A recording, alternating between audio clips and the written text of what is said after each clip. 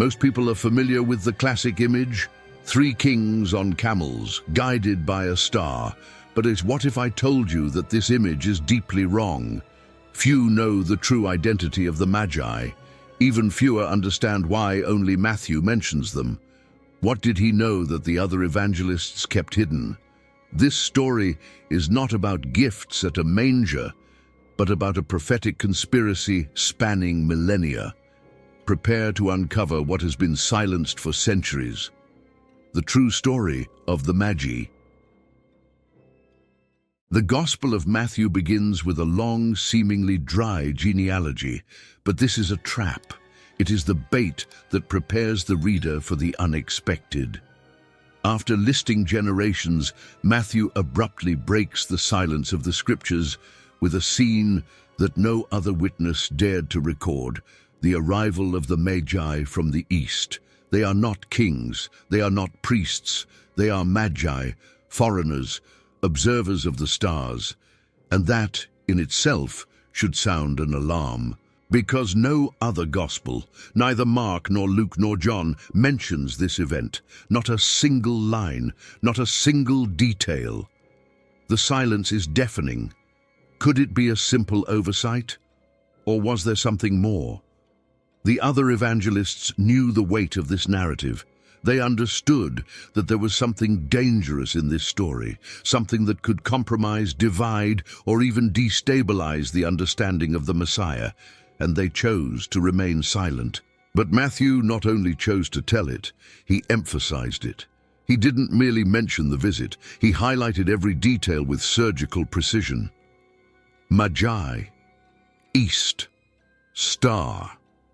Every word is a key.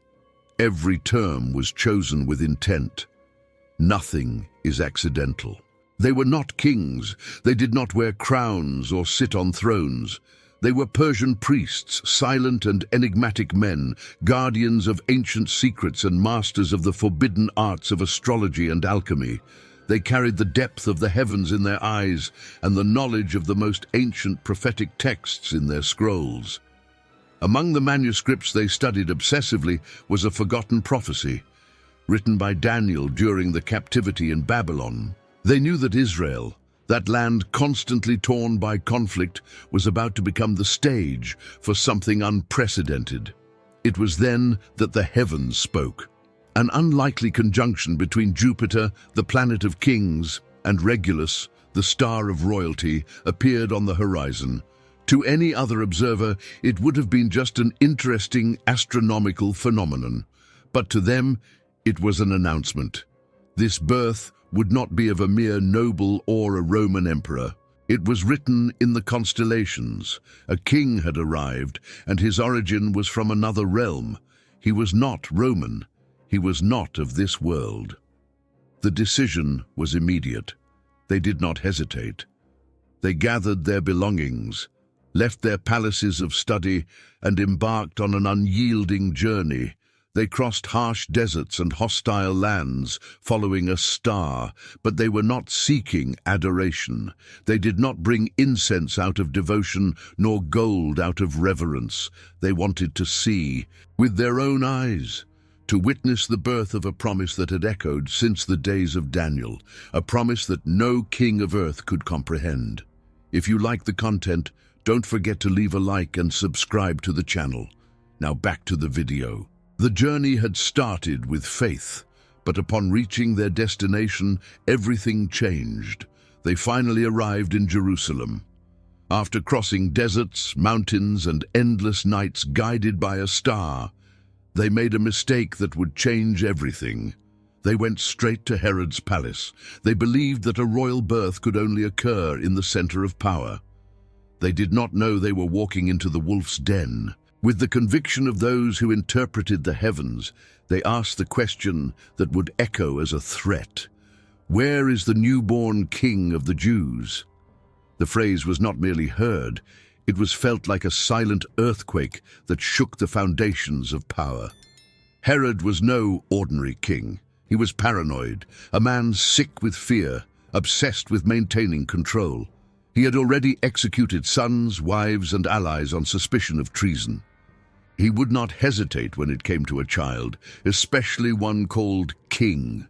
That question, asked innocently by the Magi, was a declaration of war. They didn't know it, but they had lit the fuse of a tragedy. The news of their visit spread quickly. In Rome, authorities trembled. Something unexpected was arising off the imperial radar. A new king, announced by the stars and sought by Persian scholars. This was not politics. This was prophecy. This was chaos. It was the very thing the empire feared most. Herod kept up appearances. He welcomed the Magi with calculated smiles, feigned interest, and promised help. But inside, the plan was already in motion. He calculated the time, the age, the location. And in his mind, there was no doubt every child in the region was a threat. The massacre would be his response. And the Magi, naive, didn't realize. While Herod plotted in the dark, the scribes consulted scrolls. They knew. They had always known. But they chose silence. The scribes had confirmed it. Micah left no room for doubt. The Messiah would be born in Bethlehem, the small town of David, forgotten by the powerful, yet chosen by the eternal. The prophecy was clear, objective, incontestable. It was written, it was sealed, but the silence that followed was deafening. No priest moved, no Pharisee bothered to check. There was no caravan, no entourage, only disdain. The religious elite of Jerusalem, who spent their days studying the scriptures, remained motionless in front of the most decisive moment in human history. And then something completely unexpected happened. Those who decided to act were not children of Israel. They were not scribes or masters of the law. They were Magi, foreigners, pagans, men who observed the heavens and read signs that the Jews ignored. They came from the east, following a star, crossing deserts, guided only by an unusual glow. They brought no doubts. They brought gold, incense, and myrrh, and an unwavering conviction. When the star finally stopped over a house in Bethlehem, they understood.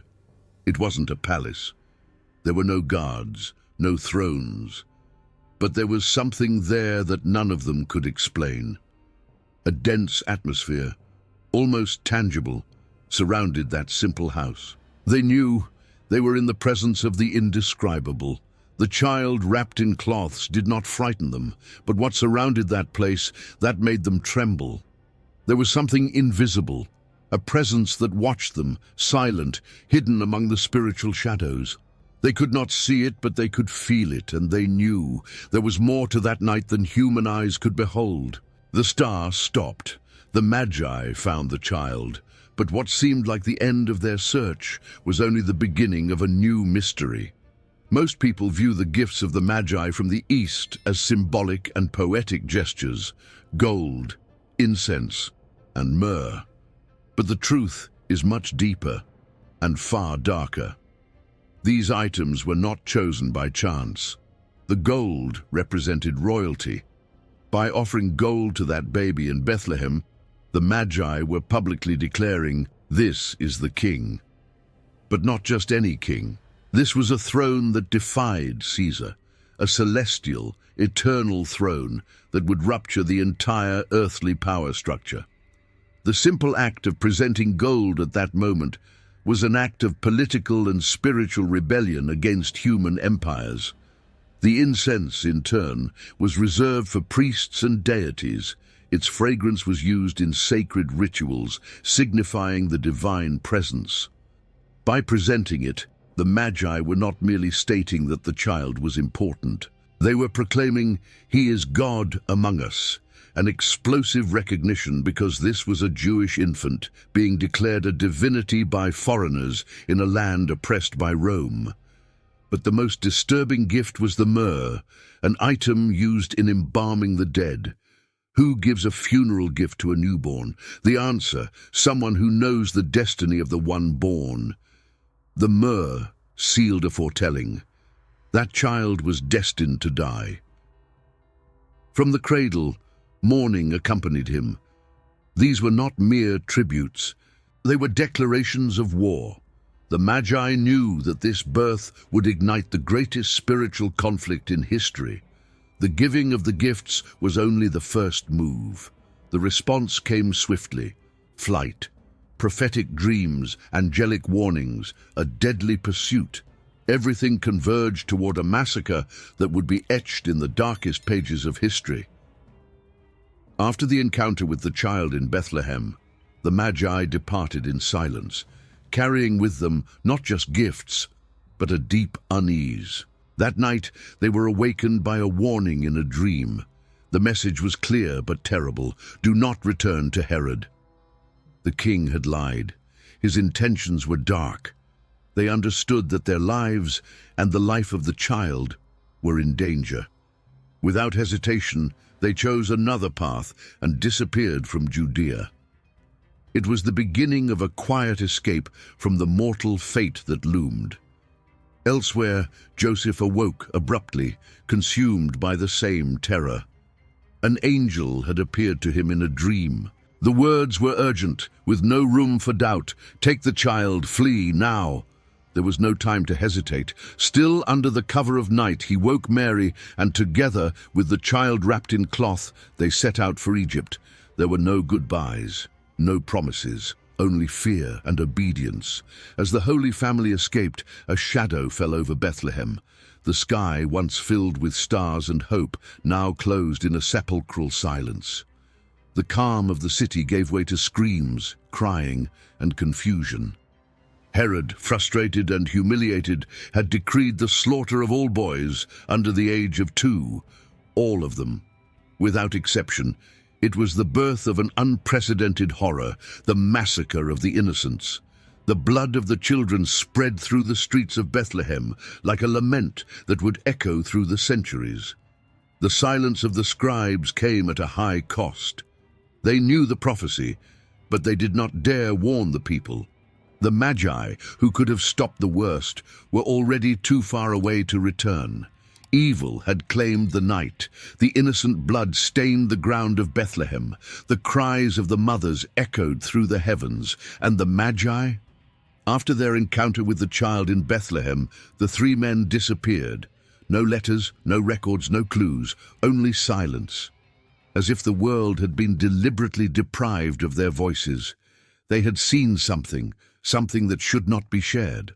Ancient tradition whispers that they were killed to protect a secret. Some say their return route to the east was ambushed. Others believe that, even surviving, they chose silence until death, carrying with them knowledge the world was not yet ready to comprehend, knowledge that could shake empires. In certain apocryphal manuscripts, names appear: Gaspar, Balthazar, and Melchior. But even these names are not guaranteed. They are shadows of a greater mystery. They are identities that may have been invented or hidden behind codes. Who were they really? Common men, or agents sent with a higher purpose? One thing is certain: they were witnesses to something humanity has yet to understand. It was not just the star. It was what they found beneath it: a gaze, a moment, a glimpse of the supernatural, a revelation that tore the veil between the visible and the invisible. What if they never returned to the east? What if they remained here, hidden, watching?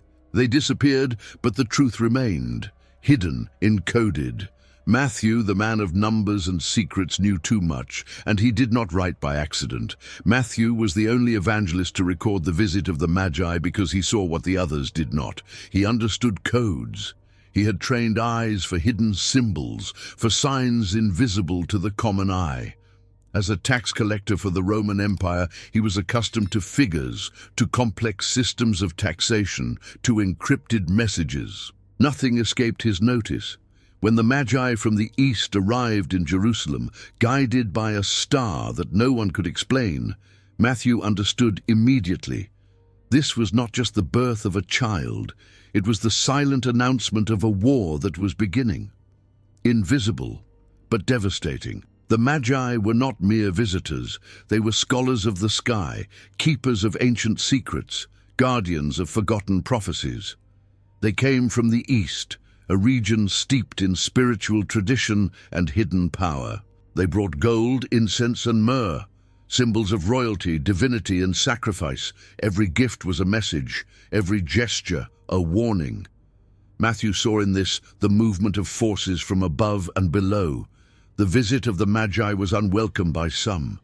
Herod felt the impact. The heavens were stirring. A new order was being established, a threat to the dominion of darkness. The other evangelists chose silence, prudence, perhaps fear. They knew that revealing too much could come at a high cost. But Matthew went further. He chose to leave a trail, a clue for the attentive, something that 2,000 years later would make perfect sense. He wrote not just a story, but a map, and that map was uncovered. If you enjoyed this content and want to continue exploring hidden mysteries and Bible stories, don't forget to like and subscribe to the channel. This helps us bring more videos like this and reach more people interested in the Bible. Turn on notifications so you don't miss the next content, and share this video with friends who might enjoy it. See you next time.